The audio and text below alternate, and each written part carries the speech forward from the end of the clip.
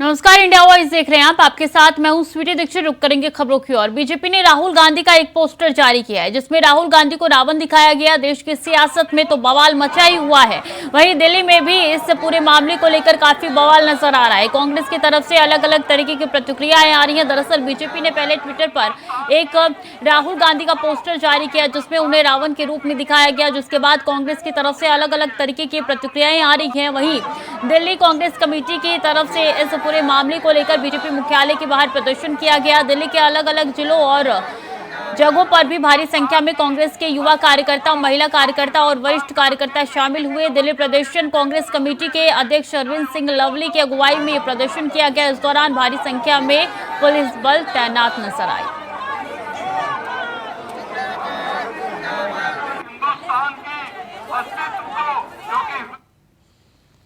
संजय सिंह की गिरफ्तारी के खिलाफ अमृतसर में भी आम आदमी पार्टी ने प्रदर्शन किया और ईडी की कार्रवाई के खिलाफ नाराजगी जताते हुए बंजारे पुल पर मोदी सरकार का पुतला फूंका और सरकार के खिलाफ जमकर नारेबाजी की।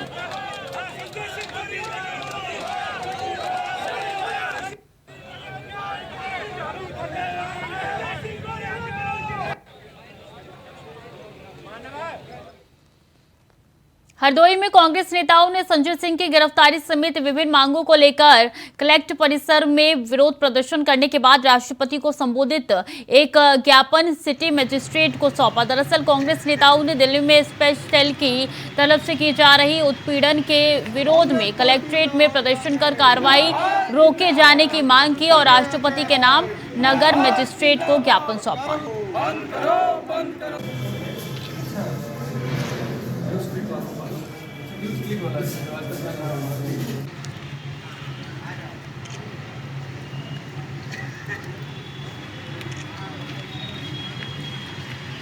कांग्रेस पार्टी राहुल गांधी जिंदाबाद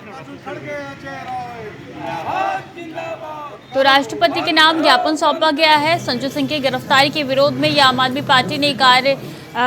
पार्टी के कार्यकर्ता ऐसे हैं जिन्होंने हरदोई में प्रदर्शन किया और जमकर नारेबाजी की। राष्ट्रपति के नाम ज्ञापन सौंपा गया। कांग्रेस नेता भी इसमें शामिल रहे। सिटी मजिस्ट्रेट को ज्ञापन सौंपा गया राष्ट्रपति के नाम और उन्होंने कहा है कि गिरफ्तारी सख्त से सख्त गलत है और संजय सिंह की गिरफ्तारी का विरोध यहाँ पे कांग्रेस की तरफ से आम आदमी पार्टी के कार्यकर्ताओं की तरफ से जताया गया है। हरदोई के प्रदर्शन की तस्वीरें आप तक पहुंचा रही हैं। मजिस्ट्रेट को ज्ञापन सौंपा गया है राष्ट्रपति के नाम।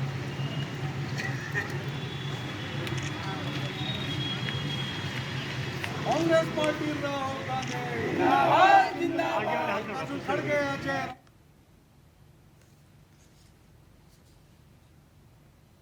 बिहार के बाद अब झारखंड में भी जातिगत जनगणना की रिपोर्ट की हवाई के मौसम में तब्दीली का इशारा कर रही है। जहां झारखंड के मुख्यमंत्री हेमंत सोरेन 2021 में ही जनगणना के पत्र की बात कर झारखंड में अपना तुरुप का इक्का फेंक चुके हैं और जेएमएम के साथ ही तमाम राजनीतिक दल भी अब इसी पाले में नजर आ रहे हैं। मगर बीजेपी के पास फिलहाल इस चाल की काट ढूंढ पाना टेढ़ी खीर साबित हो रही है। रिपोर्ट देखिए। जातिगत जनगणना कराएंगे हम लोगों को, आप सब लोगों को मालूम है, हम लोगों ने 2021 से ही ये पहल रखी है और हम लोगों ने राज्यपाल महोदय को विधानसभा से पारित करके किनको कितना आरक्षण मिलना चाहिए ये भी भेज रखा है। तो ये बात सरकार का बिल्कुल अस्पष्ट है। जो लोग जिस समूह में जितने हैं उतना अधिकार उनको मिले।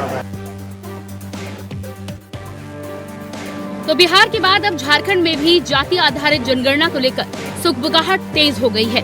बाकायदा मुख्यमंत्री हेमंत सोरेन तो दावा कर रहे हैं कि जाति आधारित जनगणना को लेकर 2021 से ही इसकी कवायद शुरू कर दी गई थी और राज्यपाल को विधानसभा से पारित करा आरक्षण से जुड़ा विधेयक भेज दिया गया। मुख्यमंत्री ने सर्वसम्मति से 2 साल पहले जातीय जनगणना के लिए प्रधानमंत्री को पत्र लिखा था, मगर ऐसा न हो पाया। जातिगत जनगणना कराएंगे हम लोगों को, आप सब लोगों को मालूम है, हम लोगों ने 2021 से ही ये पहल रखी है और हम लोगों ने राज्यपाल महोदय को विधानसभा से पारित करके किनको कितना आरक्षण मिलना चाहिए ये भी भेज रखा है। तो ये बात सरकार का बिल्कुल अस्पष्ट है। जो लोग जिस समूह में जितने हैं उतना अधिकार उनको मिले। तो यानी बिहार के बाद झारखंड में भी जाति आधारित जनगणना मुद्दा सियासी करवट ले रहा है। वैसे इतिहास के पन्ने को पलटे तो दिलचस्प बात ये है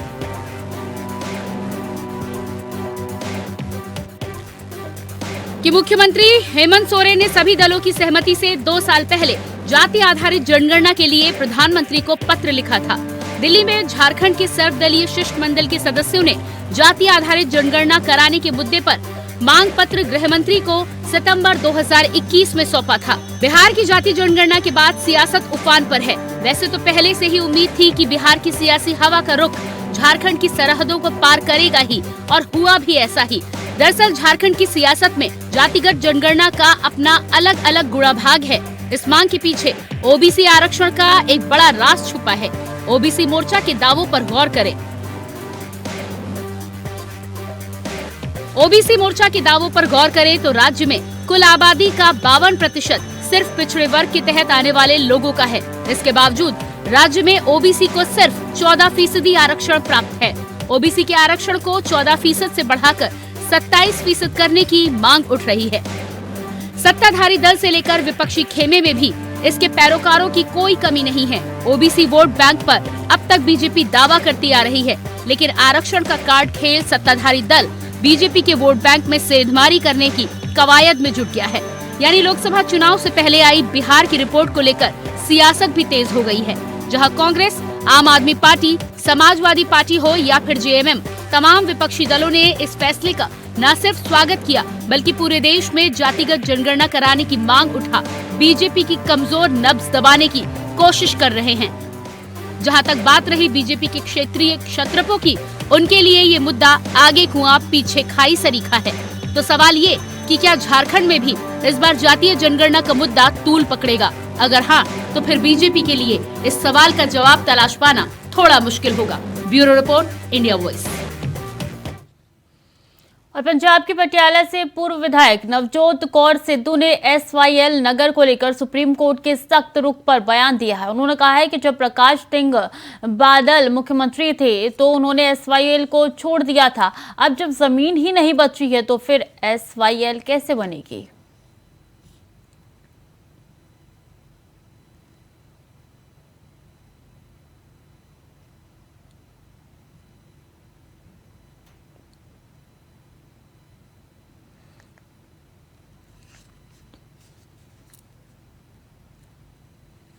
एचएसवीपी के तरफ से गुरुग्राम के सेक्टर 87 में करीब 6.5 एकड़ की जमीन पर अवैध रूप से बनी 400 झुग्गियों को धराशाही कर दिया गया। इस कार्रवाई के दौरान एचएसवीपी के एक्सचेन अनिल कुमार मौजूद रहे। बता दें कि एचएसवीपी के पार्क और प्लॉट की जमीन पर झुग्गियां बनी हुई थी, जिन्हें धराशाही कर दिया गया।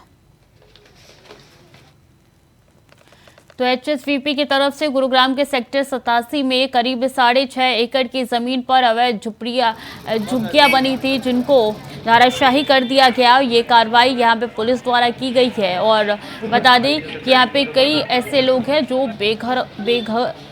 बेघर हो चुके हैं और पार्क और प्लॉट पे ये जमीन बनाई गई थी।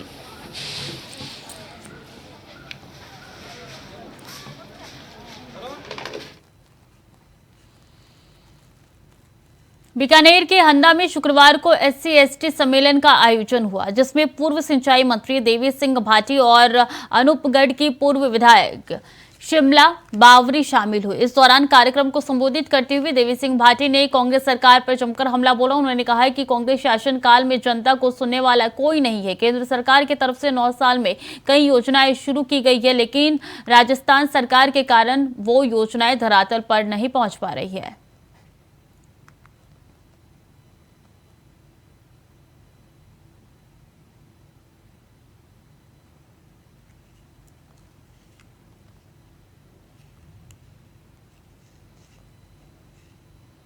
वक्त तो चला छोटे से ब्रेक का, जल्द लौट रहे हैं। एक बार फिर से स्वागत है आपका। खबरों में आगे बढ़ेंगे। डूंगरपुर विधायक गणेश घोगरा ने अपने विधानसभा क्षेत्र में विकास कार्यों की कड़ी में ग्राम पंचायत वागदरी में राजकीय उच्च माध्यमिक विद्यालय आमली फला में जनजातीय क्षेत्रीय विकास विभाग मद से स्वीकृत 10 लाख की लागत में कक्षा 2 कक्षों का भूमि पूजन किया है। साथ ही ग्राम पंचायत खेमारू में राजकीय उच्च माध्यमिक विद्यालय खेमारू पाल में विधायक की अनुशंसा पर माननीय राज्यसभा सांसद केसी वेणुगोपाल के मद से 50 लाख की लागत से निर्मित नवीन कक्षा का लोकार्पण और विधायक के मद से स्वीकृति सीसीटीवी कैमरों का उद्घाटन किया। तो वहीं ग्राम पंचायत पालमा मड़ी में विधायक की मद से 10 लाख की लागत से निर्मित नवीन परकोटा निर्माण कार्य का उद्घाटन किया। शिलान्यास के कार्यक्रम में उपस्थित बच्चों, सेवा का फल क्या होता है ये देखना हो तो आप अपने एमएलए साहब को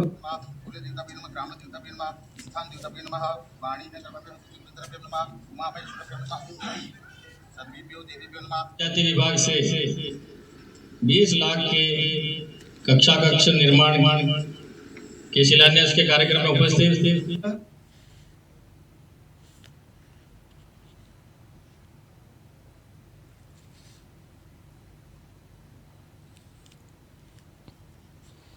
फतेहाबाद में बीते दिनों चाकू मार कर की गई तूड़ा व्यापारी की हत्या के मामले में पुलिस ने 2 आरोपियों बंटी और प्रिंस को गिरफ्तार किया है।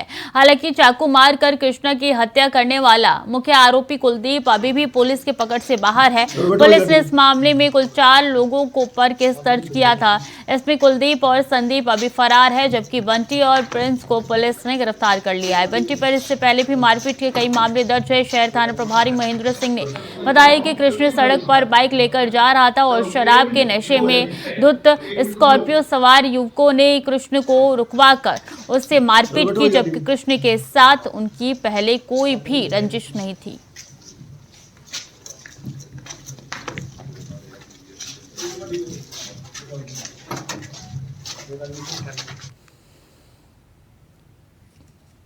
एंटी करप्शन ब्यूरो करनाल की टीम ने बड़ी कार्रवाई की है। दरअसल टीम ने कार्रवाई करते हुए अंबाला के मुलाना के पटवारी 1 लाख की रिश्वत लेते रंगे हाथों गिरफ्तार किया। वहीं पानीपत में कार्रवाई करते हुए डायल 112 के इंचार्ज और ड्राइवर को भी 50,000 की रिश्वत लेते टीम ने गिरफ्तार किया।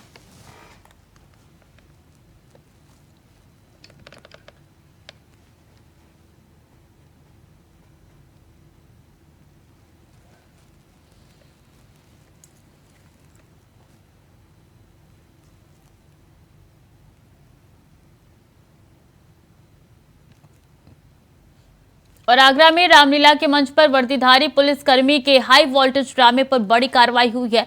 नशे में मंच पर ड्रामा करने वाले सिपाही पर जीआरपी पुलिस का हंटर चला है, जहां आगरा जीआरपी पुलिस ने तैनात सिपाही हरीश चंद्र को सस्पेंड कर दिया है। सिपाही हरीश चंद्र को सस्पेंड करने के बाद विभागीय जांच शुरू कर दी गई है। हरीश चंद्र ने कहा कि मैं हनुमान का भक्त हूं, मंच पर रावण सीता जी को ले जाने की कोशिश कर रहा था, इसलिए मैंने मंच पर चढ़ रावण को पकड़ा था, मैंने कोई गलती नहीं की।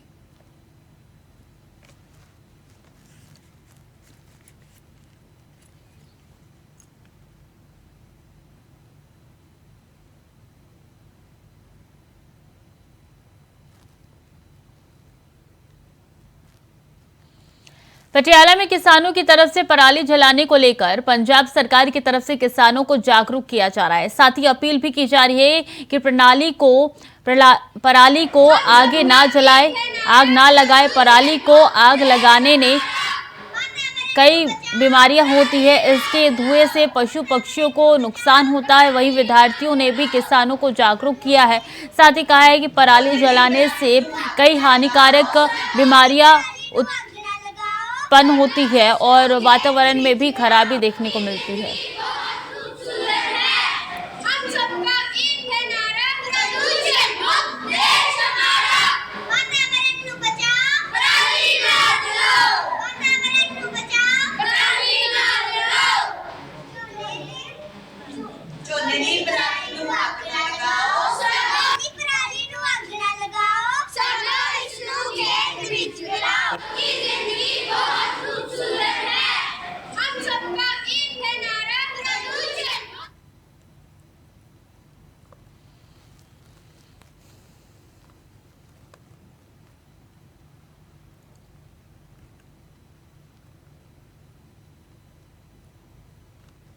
और आगरा के फतेहपुर सिकरी में टीबी में चिंगारी के बाद ब्लास्ट हो गया। बता दें कि ब्लास्ट के बाद कमरे में आग लग गई, जिसमें कमरे में बैठे पति पत्नी गंभीर रूप से झुलस गए। तो वहीं मौके पर पहुंचे मोहल्ले के लोगों ने बमुश्किल आग पर काबू पाया और पति पत्नी को उपचार के लिए अस्पताल में भर्ती कराया, लेकिन इलाज के दौरान पति पत्नी की मौत हो गई।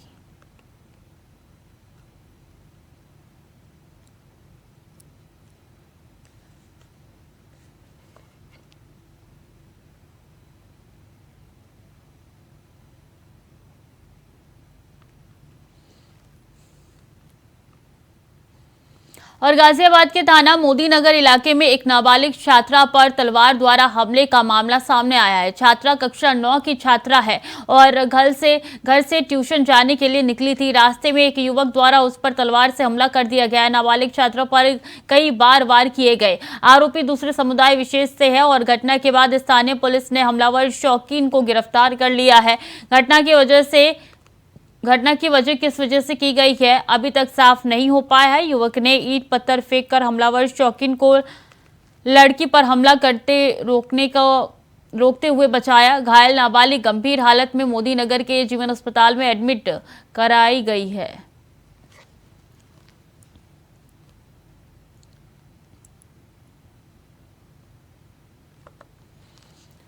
तो लड़की पर तलवार से हमला किया गया है। एक और ये मामला निकल के सामने आया है गाजियाबाद से। कहा यह जा रहा है कि दूसरे समुदाय का शख्स है जिसने हमला किया है नाबालिग के ऊपर।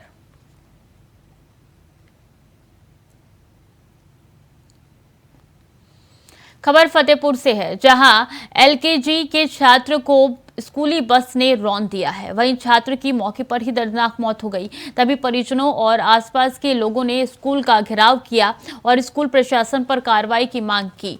सूचना मिलते ही मौके पर पहुंची पुलिस ने शव को कब्जे में लेकर पोस्टमार्टम के लिए भेज दिया। घटना थाना कोतवाली क्षेत्र के हरिहरगंज इलाके की बताई जा रही है।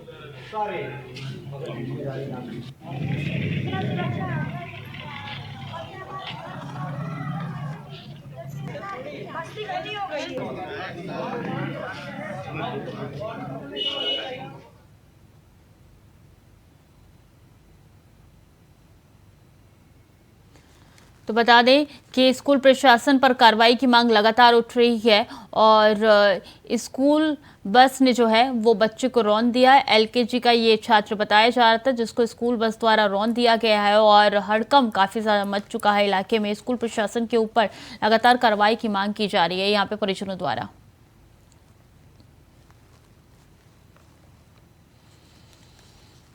मध्य प्रदेश के बैतूल में किसानों ने धरना प्रदर्शन किया और किसानों को गन्ने के प्रोत्साहन राशि दिलाए जाने और रेलवे कॉरिडोर के लिए अधिग्रहित किए जा रही खेती की जमीन का 8 गुना मुआवजे की मांग की और मुख्यमंत्री के नाम अपनी 2 सूत्रीय मांगों को लेकर ज्ञापन सौंपा।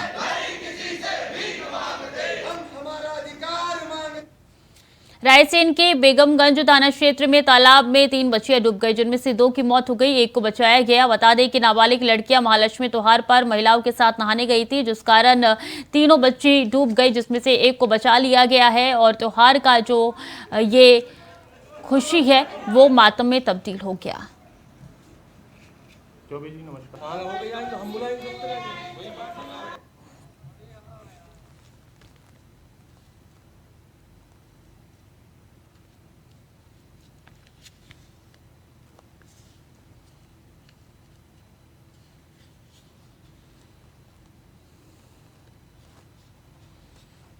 हर घर जल योजना सरकार की महत्वाकांक्षी योजना है, जिसके जरिए लाखों करोड़ों परिवारों को इसका लाभ मिल रहा है। चलिए अब आपको लेकर चलते हैं रायबरेली, जहां हर घर जल योजना के तहत तेजी से काम हो रहा है। ये रिपोर्ट देखिए।